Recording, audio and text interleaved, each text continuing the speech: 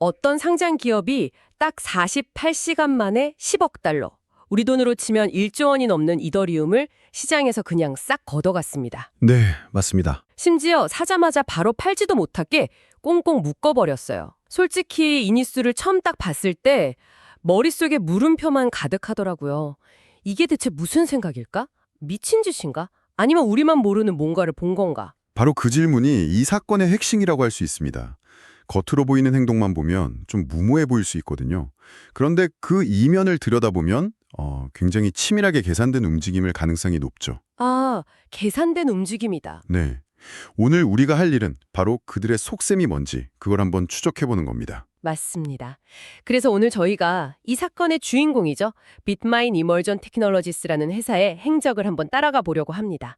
이들이 남긴 단서들, 특히 검증자 Q라는 어떻게 보면 시장의 속마음을 보여주는 비밀 데이터가 있더라고요. 이걸 통해서 이번 사건이 그냥 해프닝인지 아니면 거대한 시장 변화의 시작인지 그 본질을 파헤쳐 보겠습니다. 좋습니다. 이게 단순히 10억 달러라는 숫자에만 현혹되면 더 큰 그림을 놓치기 쉽거든요.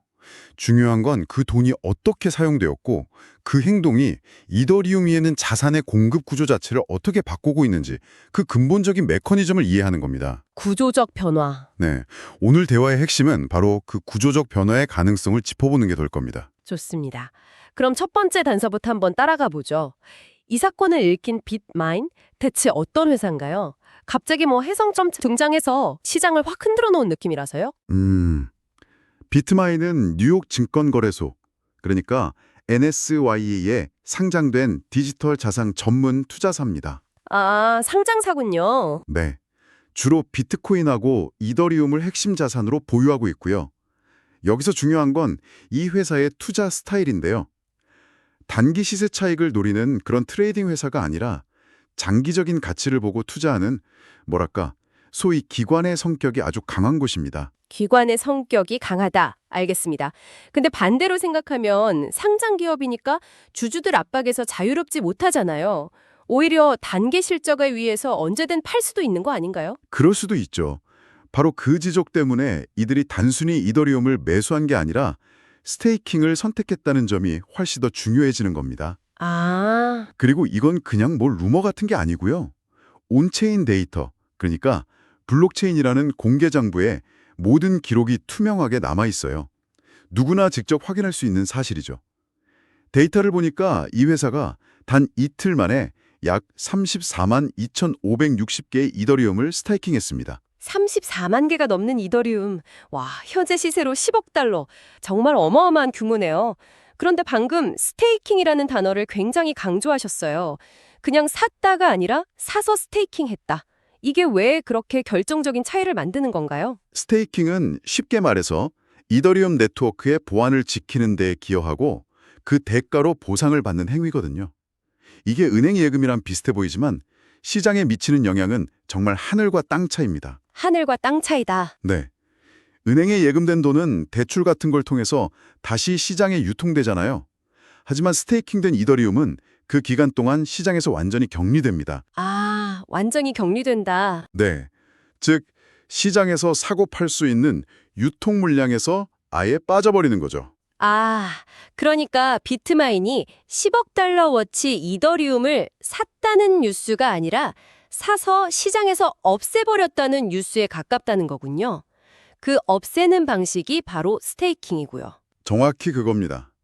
시장의 유통 공급량을 직접적으로, 물리적으로 줄이는 행위이기 때문에 파급력이 전혀 다른 거죠. 그리고 지금 이 현상을 아주 적나라하게 보여주는 데이터가 하나 있습니다. 어떤 데이터죠? 바로 검증자 Q, 밸리데이터 Q 데이터입니다. 검증자 Q. 이름만 들어서는 조금 어려운데 이게 시장의 심리를 보여주는 바로미터라고요?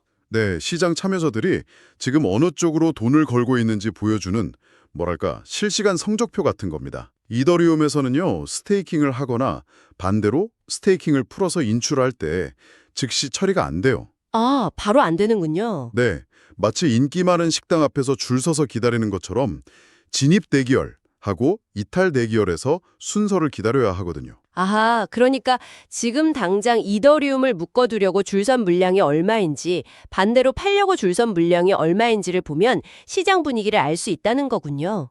그래서 지금 그 대기열 상황이 어떤가요? 현재 데이터를 보면 정말 놀라운 사실을 발견할 수 있습니다. 스테이킹을 하려고 대기 중인 진입 대기열에는 약 74만 개에 가까운 이더리움이 줄을 서 있어요. 74만 개요? 그런데 반대로 스테이킹을 풀고 현금화하려고 대기 중인 이탈 대기열에는 약 35만 개 정도의 이더리움만 있습니다. 잠깐만요. 지금 돈을 맡기겠다고 줄 선 사람이 돈을 빼겠다고 줄 선 사람보다 2배 이상 많다는 거잖아요. 이거는 마치 맘에 간다고 소문난 은행에 오히려 대기표 뽑고 예금하려는 사람들이 더 몰리는 그런 이상한 상황처럼 들리는데요. 하하, 비유가 아주 정확합니다. 시장이 단기적인 가격 변동보다는 장기적인 가치, 그러니까 이더리움 네트워크에 참여해서 보상을 받으려는 심리가 압도적으로 강하다는 가장 명백한 증거죠. 빗마인의 행동은 이런 흐름에 그냥 불을 붙인 격이고요. 그래서 공급 압박 또는 공급 쇼크, 서플라이 스퀴즈라는 말이 나오는 거군요. 사실 공급이 줄어든다는 얘기는 예전부터 계속 있었잖아요. 근데 왜 유독 이번 빗마인의 움직임이 쇼크라는 단어까지 붙을 만큼 특별한 사건으로 취급되는 거죠? 좋은 질문입니다. 그건 지금 이더리움 공급에 아주 강력한 3중 잠금 장치가 걸려있기 때문입니다. 그리고 빗마인의 행동은 이 잠금 장치를 더 굳건하게 만든, 뭐랄까, 결정타였던 거죠. 3중 잠금 장치요? 흥미롭네요. 그게 뭔가요? 첫 번째 잠금 장치는 방금 이야기한 스테이킹입니다. 이미 전체 이더리움의 약 29%, 거의 3분의 1에 가까운 물량이 와, 3분의 1이요? 네, 그 정도가 스테이킹으로 묶여서 시장에 나올 수가 없습니다. 그리고 두 번째 잠금 장치는 발행량 감소입니다. 과거 작업 증명 방식일 때보다 지분 증명으로 전환한 지금 신규 이더리움 발행량이 90% 가까이 급감했어요. 수도꼭지를 꽉 잠가버린 거죠. 시장에 풀리는 물량 자체가 엄청나게 줄었군요. 그럼 마지막 세 번째 잠금 장치는 뭔가요? 바로 소각 메커니즘입니다. EIP-159라는 업그레이드 이후에 네트워크에서 거래가 발생할 때마다 수수료의 일부가 소각, 즉 영원히 사라집니다. 아예 사라진다? 네, 이건 단순히 유통량이 묶이는 걸 넘어서 총 공급량 자체가 계속 줄어드는 디플레이션 효과를 만들고 있습니다.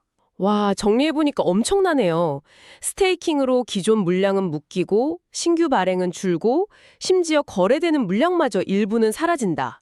이미 마르고 있는 우물에 비트마인이 10억 달러짜리 거대한 뚜껑을 그냥 쾅 덮어버린 셈이군요. 바로 그겁니다. 가격의 민감도가 극도로 높아지는 환경이 만들어지는 거죠. 공급이 이렇게 타이트한 상황에서 만약 수요가 조금이라도 늘어나면 어떻게 될까요? 적은 물량을 두고 경쟁해야 하니까 가격이 예전보다 훨씬 더 가파르게 반응할 수밖에 없습니다. 알겠습니다. 공급이 줄어든다는 건 확실히 강력한 신호네요. 하지만 반대로 생각해 볼 수도 있지 않을까요? 한 회사가 이렇게 거대한 물량을 쥐고 있다는 게 오히려 리스크가 될 수도 있잖아요.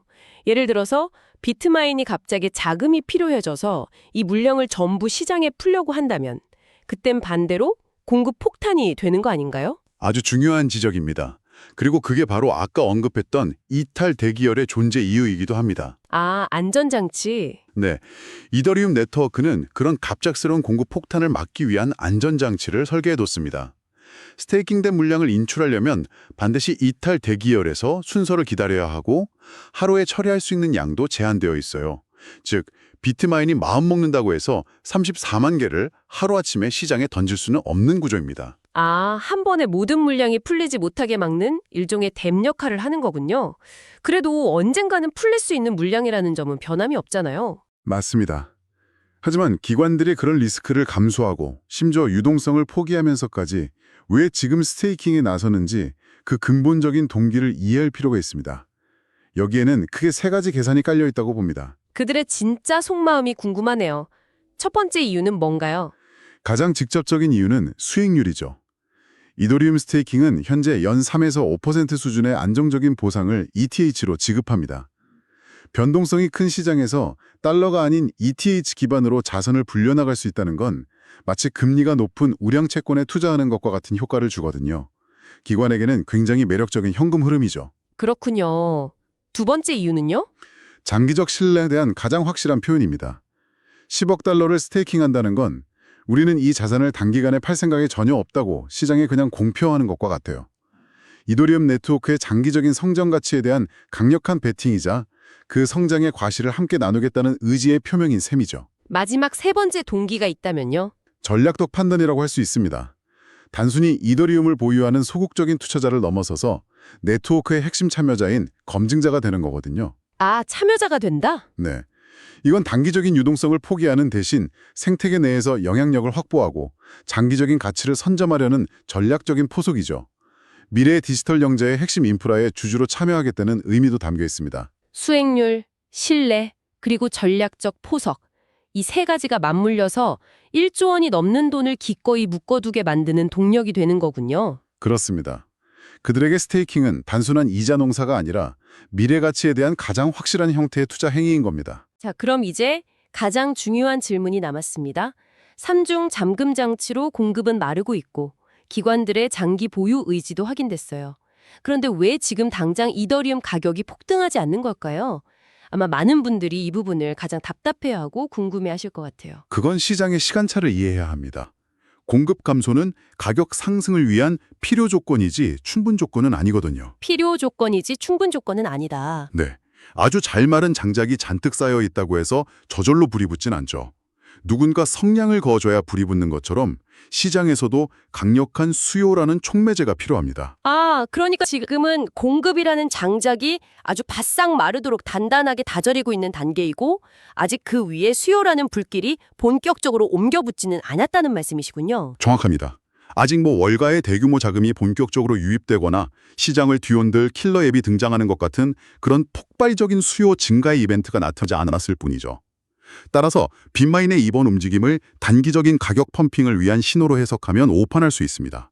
그보다는 이더리움의 공급 구조에 나타난 매우 의미 있는 구조적 변화의 일부로 이해하는 것이 훨씬 정확합니다. 단기적인 가격 이책보다는 거시적인 시장 구조의 변화에 초점을 맞춰야 한다는 거네요. 맞습니다.